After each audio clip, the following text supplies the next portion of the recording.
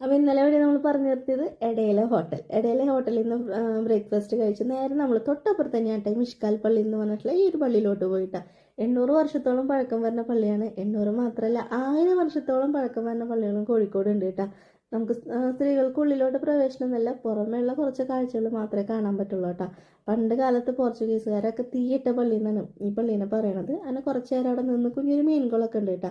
അതൊക്കെ കണ്ട് പിന്നെ നമ്മൾ നേരെ പോയത് കോഴിക്കോടിൻ്റെ ഫേമസ് ആയിട്ടുള്ള മിഠായി തെരുവിലോട്ടാണ് കേട്ടോ. ഞാൻ ഫസ്റ്റ് ടൈമാണ് പോകുന്നത്, അതുകൊണ്ട് തന്നെ ഭയങ്കര എക്സൈറ്റഡ് ആണ് കേട്ടോ കാണാനായിട്ട്. കുറേ വീഡിയോസിലും റീൽസിലൊക്കെ കണ്ട് എങ്ങനെയാവും അതുപോലെ തന്നെ നമുക്കൊരു ഇഷ്ടം ഉണ്ടാവില്ലേ കാണാൻ. അങ്ങനെ പോയതാണ്. സംഭവം സൂപ്പറാണ് കേട്ടോ. നമ്മളതിനകത്ത് എൻ്റർ ചെയ്യുമ്പോൾ തന്നെ കുറേ ഹൽവ കിട്ടുന്ന ഷോപ്പുകളും പല മിഠായി കിട്ടുന്ന ഷോപ്പുകളും അങ്ങനെയൊക്കെ ഉണ്ട്. പിന്നെ ഇവിടെ നിന്ന് നമ്മൾ പോണത് വയനാട്ടിലോട്ടാണ്. അതിന് മുന്നായിട്ട് നമ്മൾ റഹ്മത്ത് ഹോട്ടലിൽ കയറി ഫുഡ് കഴിക്കാമെന്ന് വെച്ചിട്ടാണ് പോയത്.